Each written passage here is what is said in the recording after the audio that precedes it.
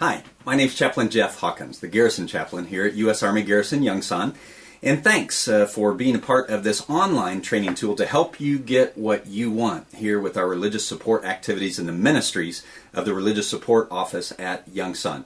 We're going to give you in this first module just an overview of what's called the Purchase Order Request, POR, process, and a few basics for you. So here we go.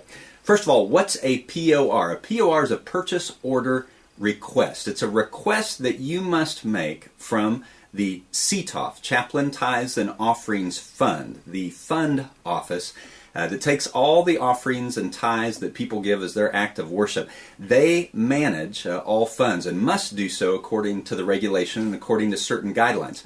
And a POR is your basic tool. It's what you'll get most familiar with when you're wanting to request to purchase something. So again, it's a purchase order request. And all purchases and expenditures must be initiated. They must be started with a POR. A POR, purchase order request. It's your request of the fund, and really it's your asking permission, your request of the United States government in order for the government to make an expenditure. Very important. You must make a request first and then receive second a PO.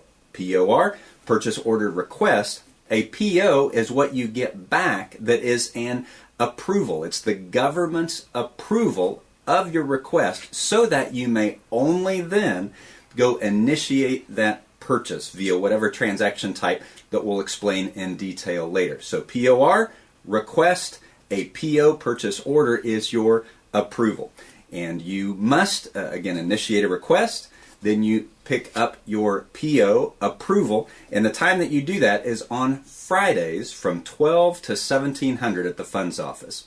So from 12 to 1700, customer service hours at the fund office is when you'll pick up that approval, the PO, of your purchase order request. Things that you need to keep in mind generally in terms of getting what you want. Number one, you can't buy or contract for anything without first, as we said, asking for it via a purchase order request, POR, and also picking up the purchase order, the approval. You have to get that purchase order request and then pick up the PO first before you do anything else. Just keep that in mind and remember that. Otherwise, you could be liable and held accountable for the purchase yourself. It's called obligating the United States government, and you do not have the authority to do that. I do not have the authority to do that. Only the fund manager, via that purchase order, the approval, can obligate the United States government to make or contract for a purchase. You can't exceed the amount that you put on your purchase order request or the amount that is approved for you on that purchase order. It has to be at the amount you've requested or lower. Even 1 penny over, according to the government, you cannot execute that purchase. So please make sure that when you request something, you have the right amount on there and enough. If you need to give yourself a little cushion, feel free to do that as long as it's within your budget and meets the approval of your sponsoring chaplain. But you have to ask for it, get an approval first, and then also you can't spend more than what the government has authorized you to spend via that purchase order, that approval that you receive. Also, you can't switch or swap or change items. You simply put in a request for something from somewhere, and then you need to execute your purchase for that same item at that same location on that same date, if that applies, for that event. You can't take one purchase order request or purchase order that you've gotten back the approval and swap it out for something else somewhere else. That, again, is an illegal transaction. So please use the purchase order and make your purchase only for what the government approved. Okay? Also, to help us, help you, please understand that the garrison commander is the owner of the CTOF. I don't own the CTOF. I oversee it on behalf of the garrison commander. The fund manager manages the CTOF on behalf of the garrison commander, but the garrison commander owns it. It's not a church treasury. It's not run like a church at all. So I know a number of times people say, well, back in my church we could do this. Unfortunately, it's government. It's military. It's not the church, and it's bound by U.S. Army regulations and specific codes. It's a non-appropriated fund entity of the United States government. So we have to, again, run it by the rules that the government sets forth. Second thing I'd invite you to keep in mind is sometimes people get very emotional over the requests and money, and particularly if there's an error or something wrong and they may not be getting what they want when they want it. Number one, we encourage you just to submit in plenty of time, maybe even a week ahead, to ensure that everything's going to be okay for you. That's a great, great practice. But if for some reason you come up against a challenge, we want to offer you that we're going to be caring, courteous, competent, and give you excellence. In return, we ask you not to lose your cool, not to get ugly or abusive with the good people who do the work in our funds office, and those young enlisted soldiers that are there because of duty, not necessarily because they want to be, but because that is where they are told to be, and the job that they do. We want to do it well for you. But my contract with you is this: we'll give you professionalism in return. I simply ask for courtesy back, and just want folks to know, if you lose your cool, then you'll lose your privilege to the fund. So thanks again for just displaying a great attitude in ministry as you go about executing those purchase order requests with the great volunteerism that you have. Also, we want you to know that we will do everything we can on the front end of your transaction to get it right. The fixes, help, assistance, redoing things is on the front end of the transaction. You can come in Fridays, 12 to 5. We'll be having a customer care specialist that's going to be hired that'll be there for you 8 to 5, Monday through Friday, that you can come in again before you submit, as you submit, and ask those questions, get your paperwork straight, make sure you understand the transactions, work with your sponsoring chaplain, you name it.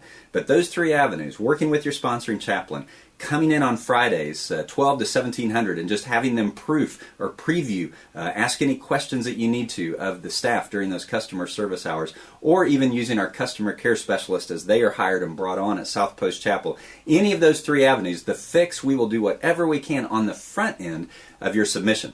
But no, once you hand that purchase order request in, it will then follow a very pre-described and efficient path to get you what you want. If it's incorrect, it'll be bounced back to your sponsoring chaplain, and you will be CC'd, and then it'll be resubmitted the next week.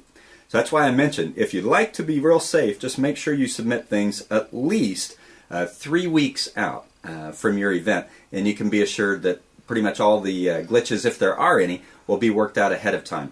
You can wait until just 2 weeks out from when you need what you need and submit something, but realize if it's incorrect for any reason, it will be sent back to the sponsoring chaplain and you to fix, and that will cost you a week. And if you're right up against the event, then that event will not get what you want it to.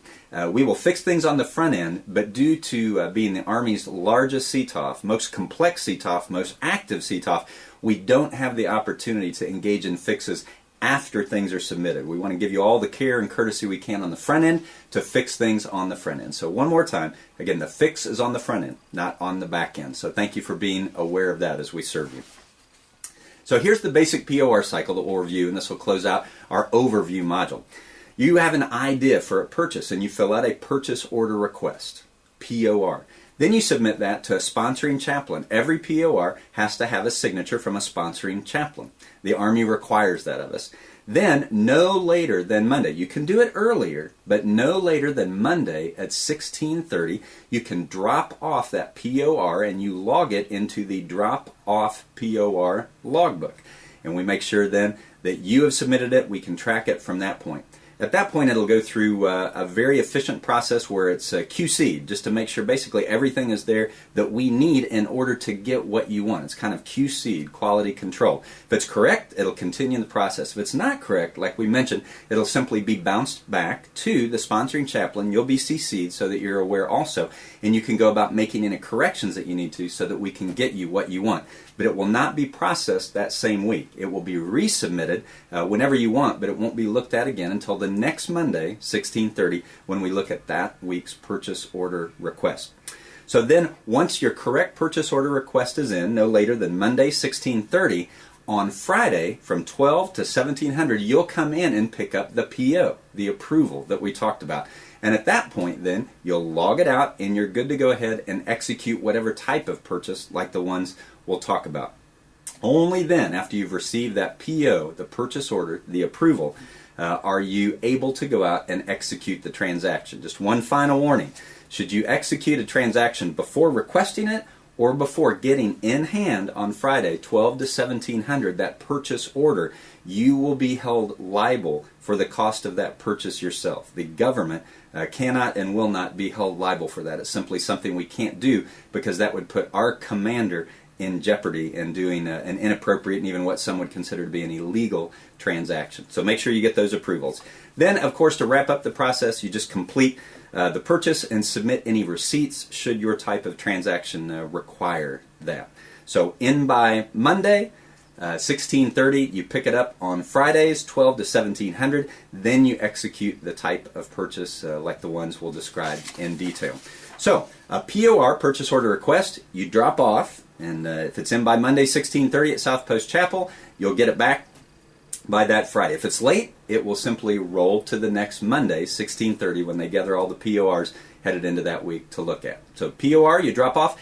A purchase order, that's what you pick up. That's your approval. And those can be picked up on Fridays, 12 to 1700. And then if you're going to execute a GPC payment, a credit card payment, government purchase card payment of some sort, and that's the transaction you're doing, during that 12 to 1700 window on Fridays is actually when you'll bring your calendar, compare it with the chaplain assistants who will be supporting you in that purchase, and you schedule your purchases then during that window where you come in to pick up your purchase order. If you're going to be making a credit card payment, you'll schedule your credit card purchaser and the time that you want to make that purchase with the assistants. They'll even write that on your PO so that you've got a record of that on your purchase order. They'll record it in their schedule, and then you'll meet the following week to execute that purchase if it's by credit card.